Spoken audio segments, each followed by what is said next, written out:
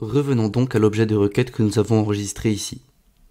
Maintenant, il est important de garder cela à l'esprit. Cet objet de demande est l'objet Node.js généré pour nous avec toutes les données et les demandes entrantes lorsque nous avons visité localhost 3000. On peut le faire à notre tour car nous écoutons les demandes sur ce port. Donc, c'est l'objet de demande.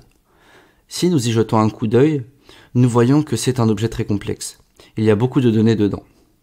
Ce ne sont pas seulement des données, ce sont aussi en partie des fonctions que nous pouvons appeler et ainsi de suite. Donc c'est un objet assez complexe, mais nous voyons aussi que par exemple nous avons des entêtes ici. Les entêtes, comme je l'ai mentionné plus tôt, sont des métadonnées.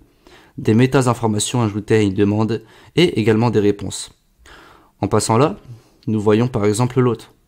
Cela a été envoyé aussi. La demande a aussi été envoyée. Nous avons vu des entêtes attachées par le navigateur.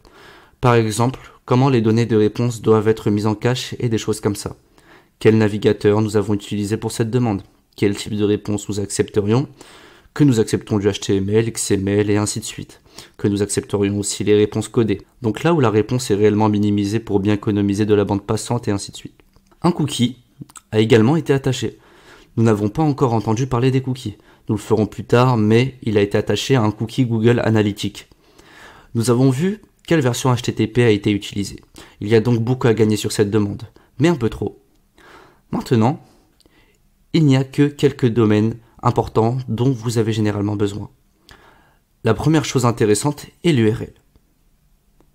Vous pouvez générer plus d'une valeur en les séparant par des virgules. La méthode de demande. Et également les entêtes de demande. Sortons ces trois valeurs et redémarrons le serveur avec l'application Node.js. Alors maintenant, c'est à nouveau à l'écoute et rechargeons cette page sur localhost 3000. Si nous le faisons, maintenant nous voyons que la sortie a changé. Nous avons toujours toutes les entêtes parce que nous sortons les entêtes de demande. Mais avant cela, nous sortons la méthode que vous voyez ici. C'est get. Et vous voyez l'URL. Et l'URL est juste le slash ici. Parce que l'URL est essentiellement tout ce qui se trouve après notre hôte. Et nous avons juste localhost. Et cela se traduit essentiellement par un localhost slash. Si j'avais slash test, maintenant nous voyons une autre sortie. Et là, nous voyons slash test en cours de connexion juste ici. Puis, obtenons également la méthode et nos entêtes. C'est donc essentiellement comment nous pouvons accéder à certaines informations sur notre demande. Maintenant, une chose cruciale qui manque ici est la réponse. Alors jetons un œil à l'envoi de réponse dans la prochaine vidéo. Merci d'avoir visionné ce cours. Je vous dis à la prochaine.